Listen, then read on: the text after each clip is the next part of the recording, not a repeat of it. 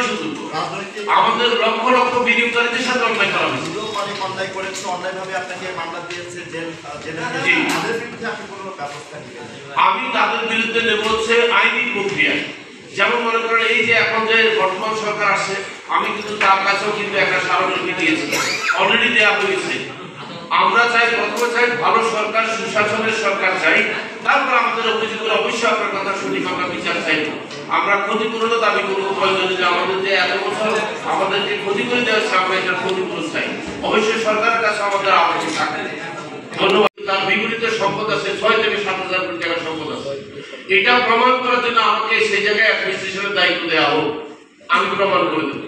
ওই পত্রটি বলছে যে জেলখানা থাকা অবস্থায় সরকার ডেস্টিনি চালু করতে চেয়েছে, এটা সঠিক তথ্য নয়, কিন্তু তারা বলছে যে আপনি ডেস্টিনি ওপেন করতে দিচ্ছেন। কোনটাই সত্যি নয়, কোনটাই সত্যি নয়। এই যে সরকার দিতে চাইছে একটা ডকুমেন্টেশন দেখাইতে বলবেন, এগুলো মুখে মুখে কথা, এগুলো বানের কথা বলবো। সরকার যেখানে ডেস্টিনি বন্ধ করার জন্য আমাকে অফার দিচ্ছে যে আমাকে জামিন দিয়ে দিবে, সেখানে আমি রাজি হই না, আমাকে জেলখানা দিচ্ছে, সেখানে সরকার কেন অফার দিবে যে ডেস্টিনি চালু? এটা হচ্ছে ওই সরকারের জন্য একটা আত্মঘাতী প্রস্তাব। তারা জীবনও চায়নি যে ডেস্টিনি চালু হোক।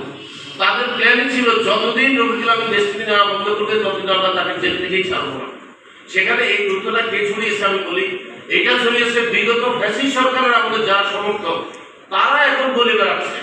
সেখানে তো প্রশাসক বসানো হয়েছে, কোনো প্রশাসক এখন বসে নেই, দেশটিতে এখন পর্যন্ত কোনো প্রশাসক নাই। দেশটি একটা কোনো খোরশেদ আলম নামে কোনো প্রশাসক নাই, এটা ভুল তথ্য, প্রশাসক নাই। আপনার রাজনৈতিক দলের একটা প্রশ্ন, আমার নাম পার্থমান, আমি একটা প্রতিষ্ঠান আপনি নিজে বলেছেন যে সাম্প্রতিক সময় অনেক রাজনৈতিক দল গঠিত হচ্ছে, আপনি একটি রাজনৈতিক দল গঠন আপনি করেছেন, আম জনগণ পার্টি। এত রাজনৈতিক দলের মধ্যে সাধারণ মানুষ আপনার দলের প্রতি কেন আকৃষ্ট হবে? কি গুণ আছে আপনার রাজনৈতিক দল? আমি সাধারণ মানুষ আমাকে ভোট দেয়, পার্লামেন্টে নিয়ে যাক, আমি ক্ষমতায় বসি, এই স্বপ্ন নিয়ে কিন্তু রাজনৈতিক দল করিনি। আমার কথাটা প্রথমে পরিষ্কার করে বলেছি, আমি ন্যায় বিচার প্রতিষ্ঠা করার জন্য, নির্যাতনের বিরুদ্ধে প্রতিবাদ করার জন্য রাজনৈতিক দল করেছি। সেটা করার জন্য আমার সম্ভাবনা যত পার্টি আছে আমি দরকারে সবার সাথে করবো। আমি তাদেরকেও কনভিন্স করবো যে ঠিক আছে, আপনিও যদি ক্ষমতায় যেতে চান আমাদের ভয়েসটা নিয়ে যেতে হবে পার্লামেন্টে, আমরা সুশাসন প্রতিষ্ঠা চাই। দেখেন আমাদের ইস্যু কিন্তু সিস্টেম নিয়ে, কোনো ব্যক্তির বিরুদ্ধে আমার রাজনৈতিক দলের স্ট্যান্ডিং নয়। আমার স্ট্যান্ডিং হচ্ছে ব্যাড গভর্নেন্সের বিরুদ্ধে, খারাপ প্রশাসন, খারাপ সিস্টেমের, খারাপ পদ্ধতির বিরুদ্ধে।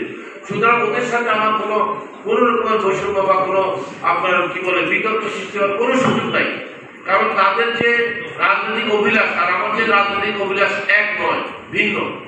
আমার রাজনৈতিক অভিলাষ হচ্ছে আমি দেশে ন্যায় বিচার চাই, সুশাসনের প্রতিষ্ঠা চাই, ভালোভাবে বাঁচতে চাই, নিরাপদ জীবন চাই, নিরাপদ সড়ক চাই, নিরাপদ খাদ্য চাই, স্বাস্থ্য সেবার গ্যারান্টি চাই, শিক্ষা আমার মৌলিক অধিকার, আমি বিনামূল্যে শিক্ষা চাই, আমি বন পরিবেশ এগুলো রক্ষার জন্য আন্দোলন করবো, দূষণ মুক্ত বাংলাদেশ চাই, বেকার মুক্ত বাংলাদেশ চাই। এগুলো হচ্ছে আমার মন্ত্র। এখানে কোনোটাই অন্য কোনো রাজনৈতিক দলের সাথে সংঘাত করবে না।